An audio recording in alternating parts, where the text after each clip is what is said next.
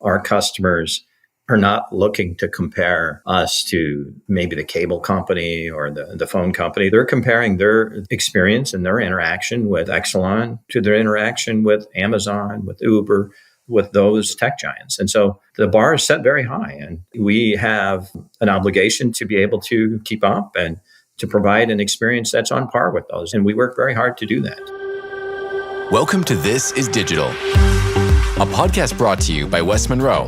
Join us as we talk to leading experts about bringing the digital mindset to your organization.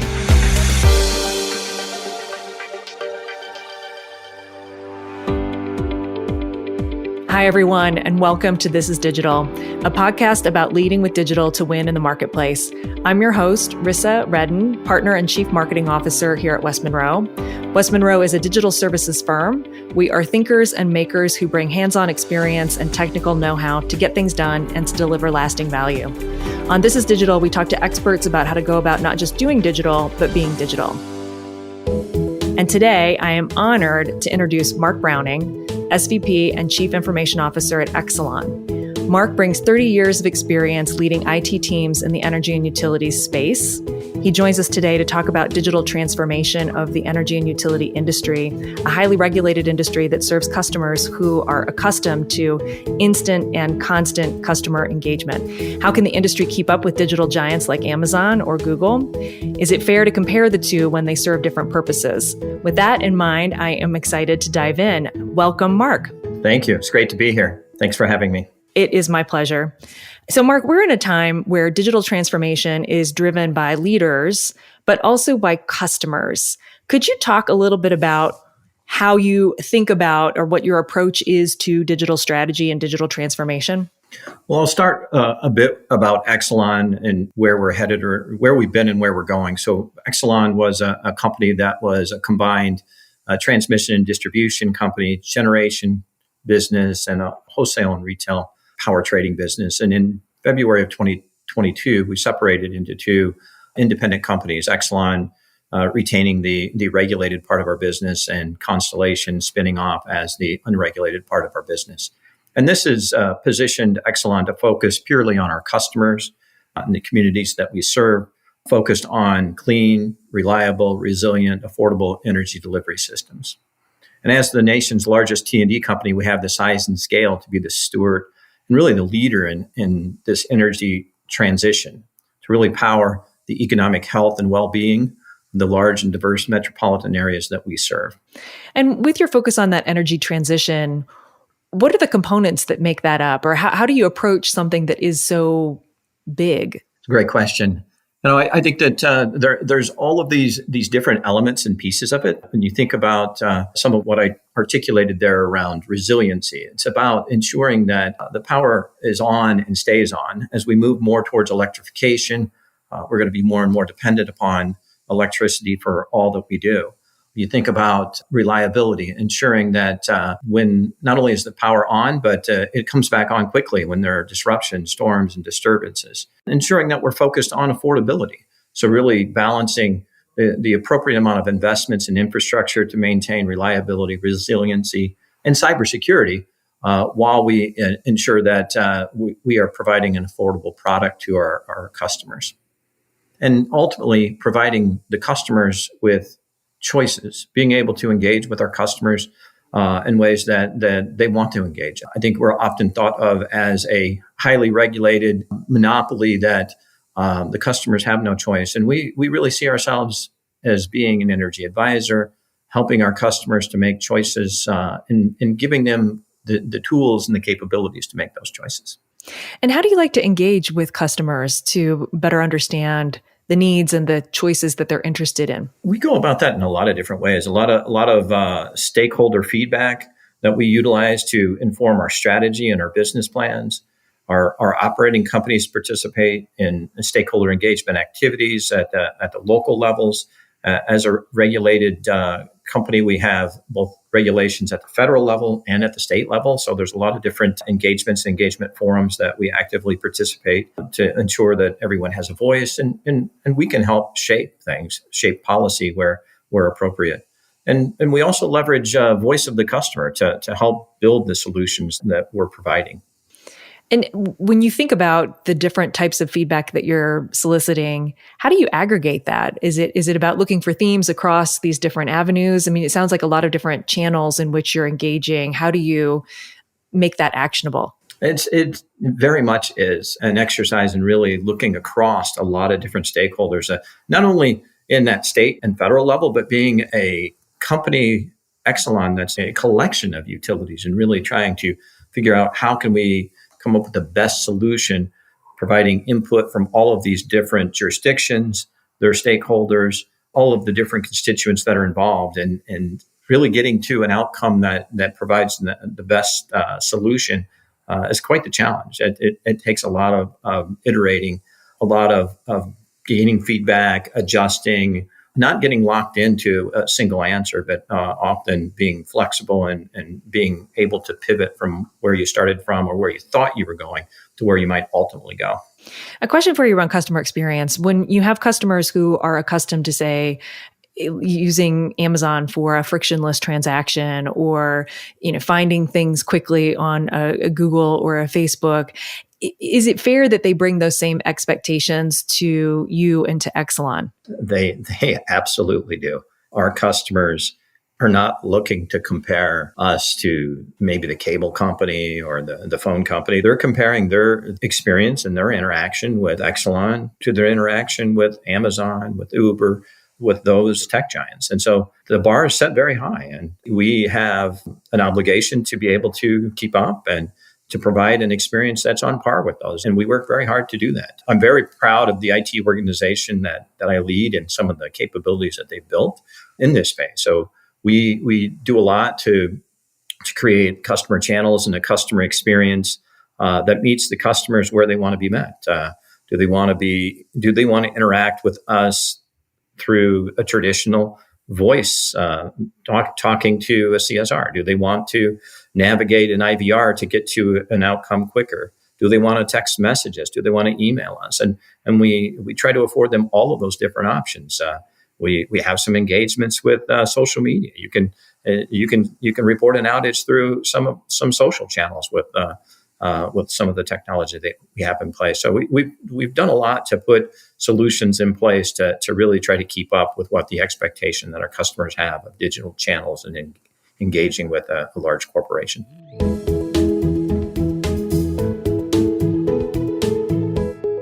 And Mark, changing gears just a little bit here, I'd love to hear about your career path and what led you to the CIO office at Exelon.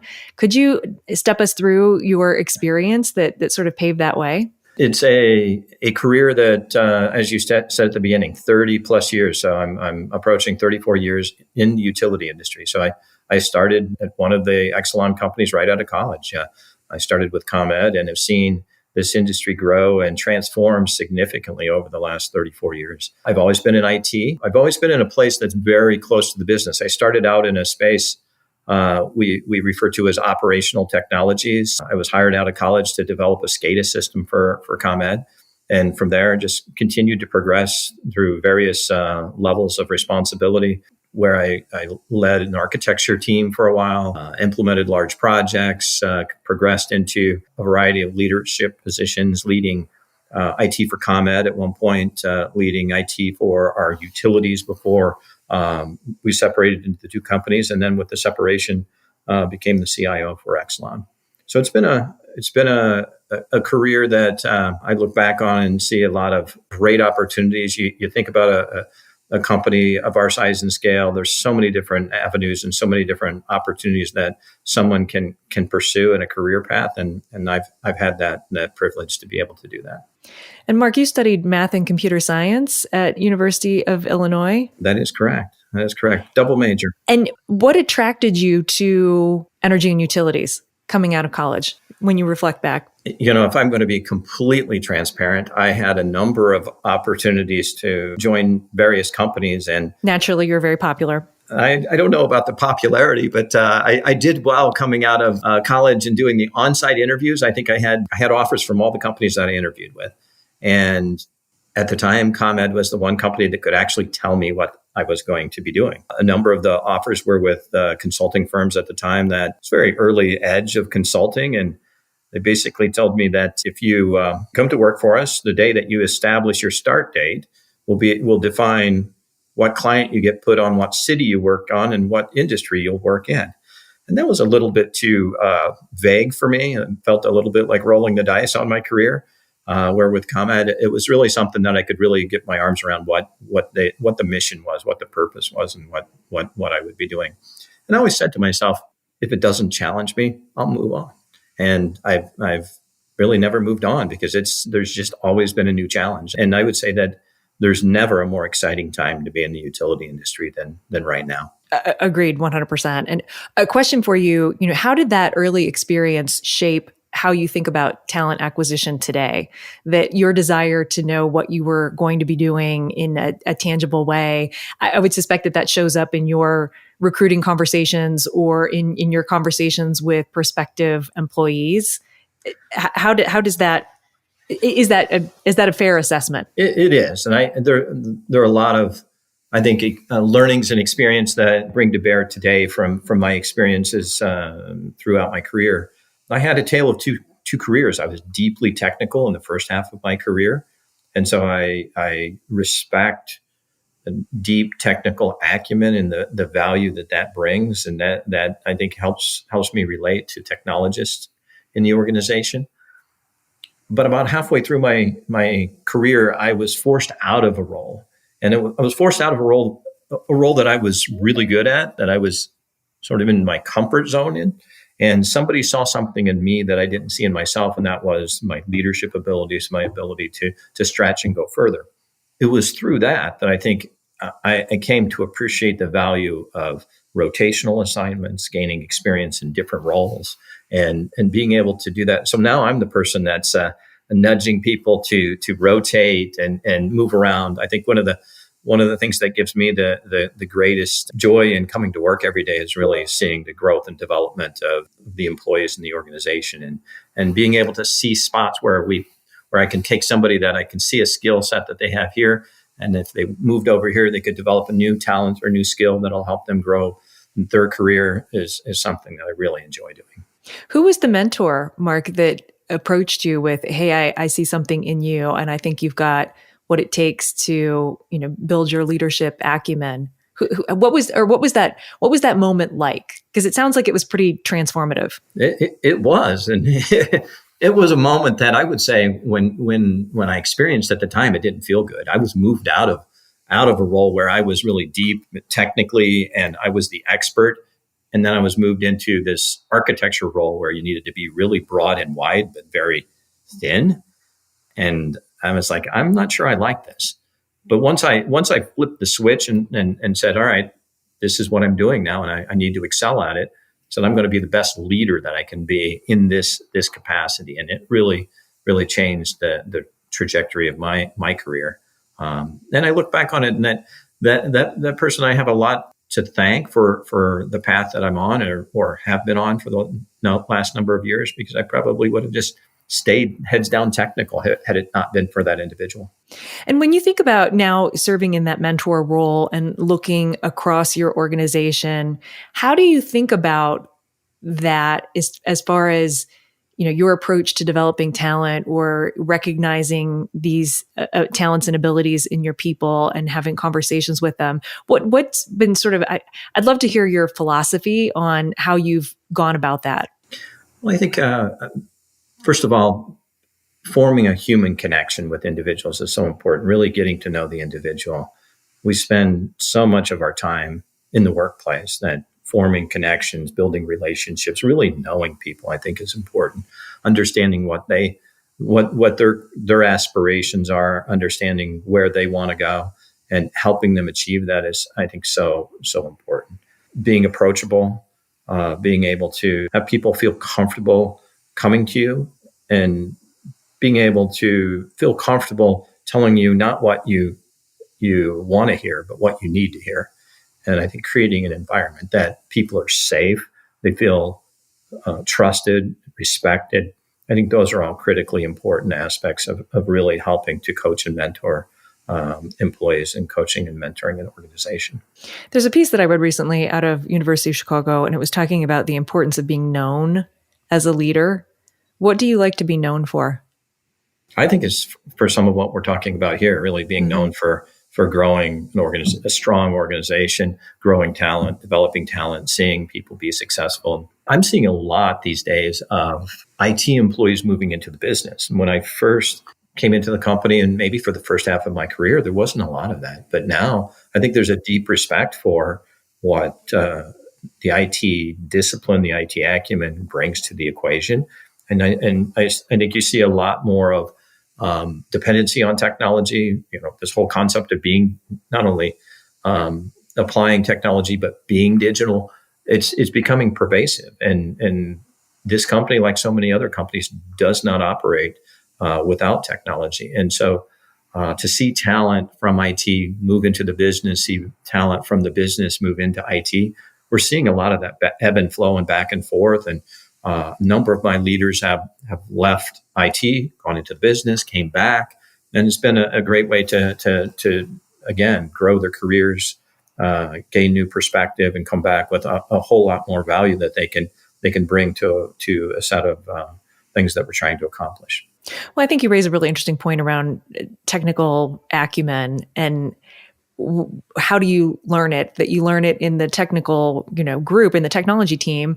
But then, what perspective do you bring from the business to up the ante? I mean, do you feel like everybody needs a baseline technical knowledge in this day and age? I think everybody needs a baseline technical knowledge, but I think my organization needs a baseline business knowledge as well. I think there are very few roles where you can do your technical role and not understand the business that we're in and what we're trying to achieve, and that's one of the goals that we have for the organization is really to get closer to the business, to learn the business, understand the business, because we sit at a spot where we understand technology. If we understand the business and we can bridge the gap, that's a powerful combination. Being able to take your knowledge and understanding of technical solutions, your knowledge of the business, and understanding how to apply technology to make the business successful. And that's ultimately what we are trying to accomplish.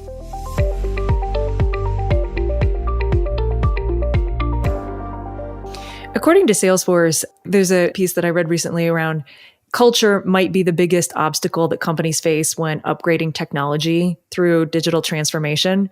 Do you agree or disagree, or what's your perspective on that? What are the obstacles? Well, I think culture is incredibly important. I think culture is ultimately like what fuels an organization, what separates getting sort of the bare minimum versus getting people to stretch and really go after things. And if you have a learning culture, if you have a culture of continuous improvement, if you have a culture of innovation, you get more out of everyone. You get people that come to work not just to do their assigned tasks, but they're looking for ways to really innovate and take us to the next level. And that's I think a piece of what separates Exelon's culture from others, is that we're all about this continuous improvement, this continuous learning and striving for innovation. How are you attracting the level of talent that you need to compete today? Well, I think one of the things that we often talk about is how do we stack up with some of these tech giants? It's cool to work for Amazon or Facebook or be involved in creating the metaverse, or sending and experimenting with rockets that are going to go to Mars. But I think there's just as much of a cool factor in the utility industry these days. There's a sense of purpose. There's a lot of people that are looking to not just have a job, but have a career where they're focused on making a difference, making an impact.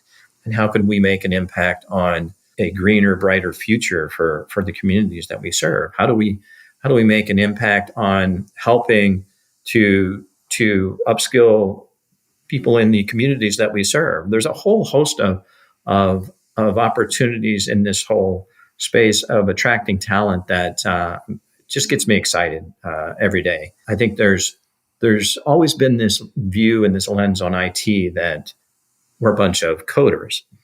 And while software engineering is a big piece of what IT is all about, it is a broad and vast discipline. There's so many different roles. There's so many different opportunities, whether it's change management, whether it's quality assurance and testing, whether it's analytics. There are all of these different pieces and parts to IT. So there's no like one, like if you have this, you could be in IT. And I think what we're seeing and learning is that there's the traditional path of going to a 4-year institution, getting a degree, and coming into corporate America and being in an IT organization. But I think we're seeing more and more non-traditional paths as well.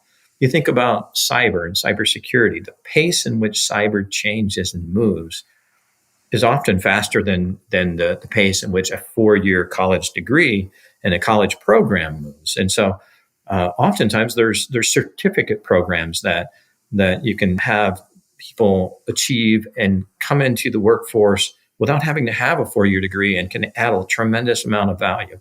And we're seeing that on a lot of different fronts. And it makes for a new pipeline for talent, a new opportunity to bring resources into the organization in non-traditional ways. And as you think about building that talent pipeline, what are you looking for? Are there certain aspects of a person that attract you more than others because you see what impact they could have at Exelon? It's the intangibles, right? What are some of those intangibles that you're looking for? Because everybody can roll up with a strong resume. What are some of those characteristics that they exhibit that really are going to make them an impact player? I look for people that are passionate about what they're looking to do. I look for grit, somebody that's not afraid to get their hands dirty and roll up their sleeves and really go after things. Determination. I think that's an intangible that is hard to measure, but boy, when someone has it, they really make an impact. Well, and I think too, what story can they tell around that it's one thing to say you have grit, but it's another thing to tell a story about a time when you really exhibited it and what the ultimate result may have been. A question for you, you touched on cyber, and the topic of the day is generative AI. And I'm curious to get your thoughts on how you see generative AI impacting energy and utilities. Or perhaps it already has. Yeah, I will first say that I believe we're at a point very similar to the creation of the internet. It's one of these technologies that I think doesn't come along very often, but when it does, it's really going to change things. And I think we're just scratching the surface for what it's going to do. This latest incarnation of generative AI that's been widely consumable through ChatGPT and OpenAI. It was launched in the last 4 or 5 months. And I saw a statistic yesterday that OpenAI and ChatGPT has gone from 1 million subscribers to 1.16 billion over the course of those roughly 4 months. The fastest growth of any application or any tool ever known to man. And there's a reason for that. It's got incredible promise, and there's a whole host of things that I think we see it being able to do. It's going to make our lives more efficient, more productive. There's a whole host of things that I see on the forefront, from the knowledge worker that you can record this session and have generative AI create the meeting minutes. No one has to create that for us anymore. And then you can have it come up with the themes and capture the action items that we committed to. No one has to spend any time doing that now. You can just record this and have it create it for you.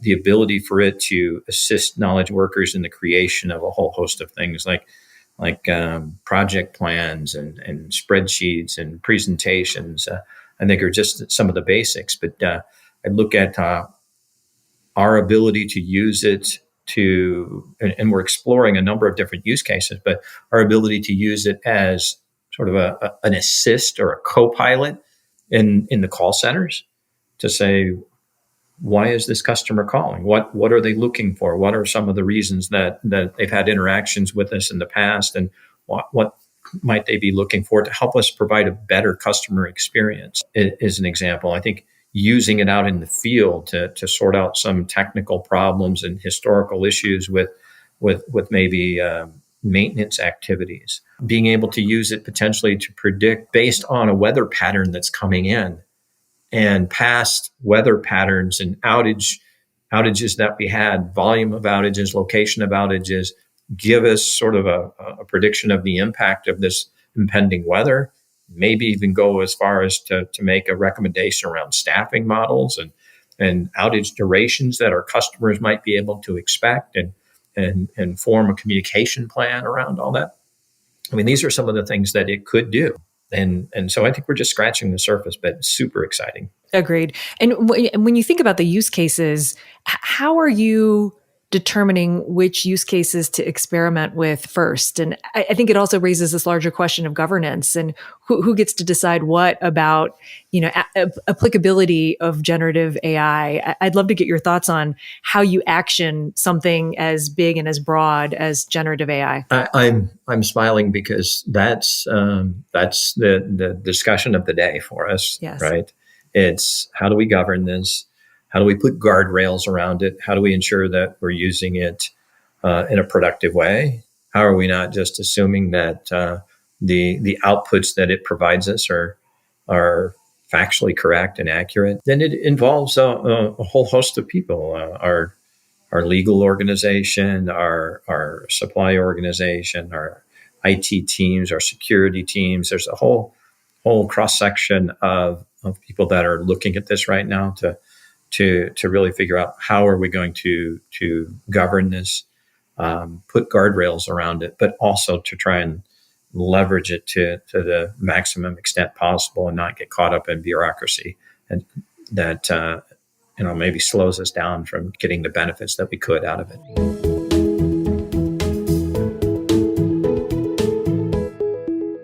So I've got a question for you, and I'm going to change gears just a little bit here to it's the 2022 digital experience study that was conducted by JD Power. And there was a bit in there that caught my eye. And there's a direct quote from the piece saying, many utilities are still resisting the forces of modernity, which is a pretty startling statement, but it sounds like what you're doing is the exact opposite of that you're really very much embracing modernity and the opportunity to advance what you're doing from a digital transformation perspective. We very much are. And if we're going to be on the forefront of leading this energy transformation and energy transition, we really need to be out there helping our customers with that. We see the use of technology, our engagement with our customers as a way to do that, and creating capabilities that add value for them are how we accomplish that. A few examples of this: we've got a capability that allows some of our lower income customers to search for various assistance programs in their jurisdictions. We operate in many different jurisdictions, and some of them are really looking for how can they best support themselves and how can they ensure that they keep the lights on. And we've provided a capability to assist them in connecting different grant programs with the customer. Another example is this solar toolkit capability, where customers in our jurisdictions can take the footprint of their home, kind of a Google Earth view of their home, trees on their property, sun exposure, and come up with an estimate of here's what you could reasonably expect to get from the installation of solar on your rooftop, and then connect them with, because we're not in the business of installing solar panels, but connect them with an ecosystem of providers, installers, product providers to enable them to really move into this green energy economy by us being the enabler of it with that tool. So there's just a couple examples of how we're really saying these digital capabilities that we can provide can really make a difference in the lives of our customers. That's great. Mark, it's been such a pleasure chatting with you. One question that we love to ask all of our podcast guests is this: what does digital mean to you? This digital is a word that is used a lot. Maybe some would even argue is overused. And so there's no simple answer to your question. I'll give you a few thoughts on what it means to me. I think it means the use of technology to create efficiency and effectiveness in our utility operations, whether it's digitizing a process or automating a task or using data analytics to optimize performance. That's digital. Digital also means some of what we've talked about here in terms of customer experience and providing services through different channels, whether it's mobile app or websites or social media, to provide capabilities to our customers, online payments, real-time tracking of energy usage, personalization of communications. That's another form of digital. I think on the grid side of our business, digital means leveraging emerging technologies like the Internet of Things, Chat GPT or generative AI, the use of blockchain. There's a whole host of technologies that we can apply, and this includes sensors and monitoring and control capabilities to make the grid digital. And then last, I'd say digital means fostering a culture of innovation and agility within the utility industry that allows us to quickly adapt to changes in our market and technology landscape. It's a culture similar to what we talked about as well in terms of promoting experimentation, continuous learning, embracing technology, and collaborating to ultimately drive outcomes. So that's a long answer to a simple question, I guess, but that's the way I think about it. That's a fantastic answer. And as you think, I guess one additional question, when you think about innovation, do you have a trusted sort of board of advisors that you turn to as you vet different opportunities to do things? I mean, I think it's an interesting one with generative AI. It seems to be everywhere. So I'm not sure that it's vetting it so much as figuring out the applicability or the use cases. But how do you think about, or who do you turn to bounce ideas off of or to be a sounding board for what you're thinking about? Well, I'll start with, we have an innovation council internally. We have each of our different operating companies have like a scorecard around innovation, and IT and the services group is part of that as well. We use currently this baseball analogy of you come up with innovative ideas, and they might be singles or doubles or triples or home runs, depending upon the impact. We use these different layers of this council to pitch ideas, to get funding for some of these ideas, seed money to carry them forward. And then with all of it, we use our vast ecosystem of partners to bring different ideas to bear or to connect with companies that are on the leading edge of technology implementation. Great. Mark, it's been my pleasure to have you on this episode of This is Digital. If people would like to stay in touch with what you're up to, where's the best place for them to find you? LinkedIn, or do you have another place where people can follow along with what you're up to? I think LinkedIn is probably the best bet. Awesome. It's been great doing this, so I appreciate you having me. Oh my gosh, Mark, it's been my pleasure, and thank you so much. Thank you. Thanks for listening to This is Digital. If you enjoyed today's show, please follow or subscribe on your preferred podcast app. And don't forget to leave us a review. For more information on This is Digital, visit westmonroe.com/thisisdigital.